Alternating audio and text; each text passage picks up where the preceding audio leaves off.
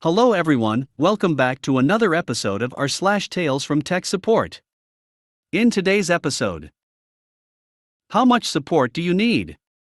The cost of NINES. Third interviewee, my team dodges a bullet. COVID diet versus Wi-Fi. My laptop just shut off and won't start. Before we get started, make sure to subscribe so you will never miss a video. So let's get started. How much support do you need? The cost of NINES. At a previous job, we had a fairly economical server infrastructure, many services running on older desktop machines with desktop-type UPS units. Critical services were mirrored, DNS and LDAP for example.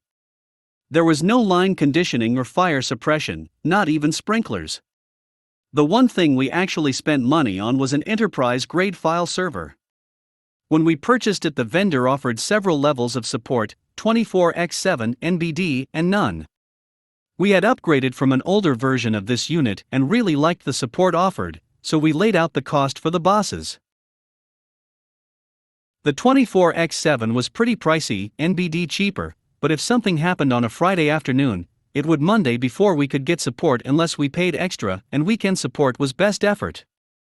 Everyone agreed losing a weekend's worth of production could be lived with. We couldn't afford those extra NINES, so NBD was it.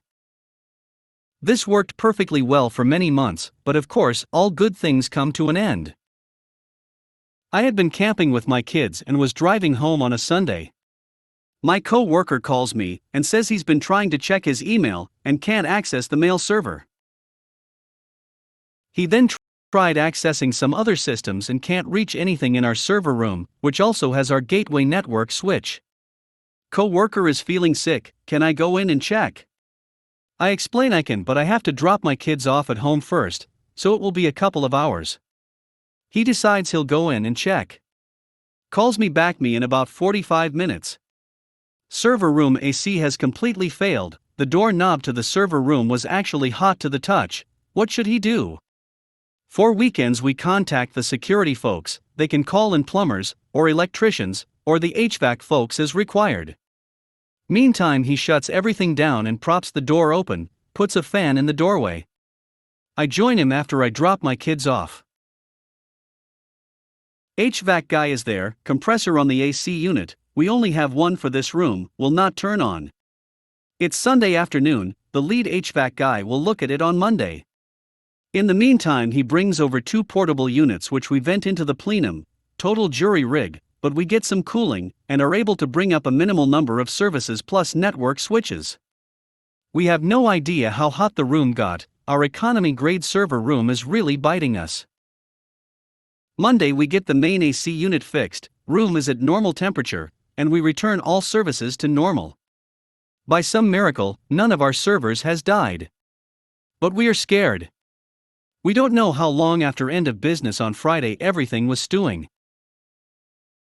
We figure out our fancy file server actually has a high/low temperature sensor that will tell us how hot the air input temperature got. It's kind of tricky to get via a command line interface, but we find it. Temp reached 140 degrees Fahrenheit. Now we are really worried. Schedule a meeting with the bosses, we are on borrowed time. Stuff is going to start failing way sooner than we would have expected. We are going to have to replace hardware, we should budget for an upgraded AC unit, one with some redundancy. We will implement temperature and power monitoring right away, all stuff that people said was too expensive. Bosses say they will think about it. But everything is working now, right? So we have time, right? 2 weeks later our fancy file server fails. On a Friday. Completely. This thing has multiple power supplies, 2 controller modules with failover, and of course, disks are redundant. But the module that connects the 2 controller modules is a single point of failure, and it looks like it's dead. We are on the phone for hours with the vendor, they are very good, but they simply do not believe the connection module is bad. It never fails, they've never heard of it. They are trying to locate a spare, but we can't get it until Monday at the earliest. We are flat down all weekend, no one can access their files, no email, our website is down. Monday we finally get the part in the afternoon and get it installed. No data loss, so that good. Big boss calls us in, new project, find out how much it will cost to upgrade the service to 24x7, find out how much to upgrade the AC unit. Come up with the plan to improve uptime across the board. Suddenly all the stuff that was too expensive is now possible. What I really learned from the entire episode was that folks don't really know how much uptime they need until they actually experience an extended outage.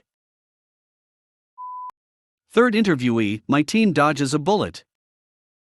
Wow, kind of surprised at the comments, since there's interest in the final candidate. Here is the story. This candidate, Hereafter X, was the actual reason I had checked with HR on whether I needed to interview all internal applications. I had attended a few meetings that X also attended. Probably everyone has dealt with a similar person. Always has a comment on every subject discussed, always has a story about how hard their situation is, but they manage to overcome all problems no matter what. Conversation is filled with techno-speak that often does not make sense, and you know they are blowing smoke, but you don't have the time or energy to call them on it, you just want to be out of the blasted meeting, so you can do your job. Anyway, I see X has applied for the position. I check with HR, they say I should interview all the internal applicants. Sigh, okay. I happen to know someone I trust that works close to X, not in X's actual group, but knew X fairly well. I call this trusted person and carefully say that I'm not going to ask their opinion, they don't have to say anything, but I will just plainly state that X has applied for a position in my group. There's a moment of silence, followed by peals of laughter, that go on for about a minute. So, I have my answer as to what trusted person's opinion of X is. When trusted person finally calms down, they carefully state they don't want to comment on whether X would be a good hire or not. But they do say that I think it would be a great thing for my group if you were to hire X. Enough said. But, we have to interview X. So, X's interview rolls around, and I'm very lucky to have a super smart professor on my panel. This professor has one of the best BS detectors of anyone I work with. We go through the interview with X and the professor is hardly asking any questions, he's sitting very quietly. We finish up with X, and I'm a bit worried. X can BS like nobody's business, and I'm worried some on the panel may have fallen for it. After X leaves the room, Professor turns to me with a look of horror and asks why the hell we interviewed X. X clearly knows nothing, he's totally blowing smoke, am I out of my mind? Sighing with relief I lay out what HR told me, and I mention the reaction I got from the trusted person I called. Professor thinks for a moment and says they understand, but do we have any more of these people? No, the rest are outside candidates and one in particular looks really good, in fact we probably can't pay enough to get them. Luckily the person we wanted was working for a business that was in major trouble, and they really wanted to jump ship quickly. And there was much rejoicing. COVID diet versus Wi-Fi. This is a shortish one, mainly because I think I blacked out from the sheer stupidity. C equals customer, M equals me. C, my Wi-Fi keeps dropping out. M, I'm sorry to hear that. Let's see if we can figure out what the cause is. 20 minutes of troubleshooting later, the line is fault-free, router is running correctly, setup and positioning is correct, and I'm drawing a blank on the cause. As a last ditch, I boot up a mesh analysis tool.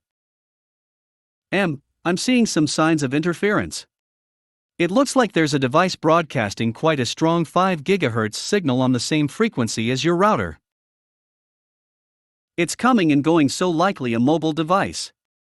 Have you bought any new wireless electronic devices lately? C, no, but my neighbors have just had the vaccine. M, I don't see what that has to do with anything. C, obviously the 5G tracking chip in the shot is interfering with my Wi-Fi. That was where I had a self-defensive stroke, made some vague comment about changing frequencies and hung up. Had to take a long break to recover from that one. My laptop just shut off and won't start. I had to travel for this one at the time. We have several sites that are off-site, and I had a few incidents to do over there, so I get to this lady's desk and ask her what's wrong. She explains she was working and all of a sudden the laptop shut off and won't start. She presses the power button. I'm on her right side, so I have a side view, and I look over in the back of the laptop, then push the power cable all the way and that had come out, hit the power button and it started booting. She double face-bombed in embarrassment and apologized. I felt bad for her and whispered to her I've seen worse, which I have, and showed her the other incidents I had to do over there, so it wasn't a wasted drive.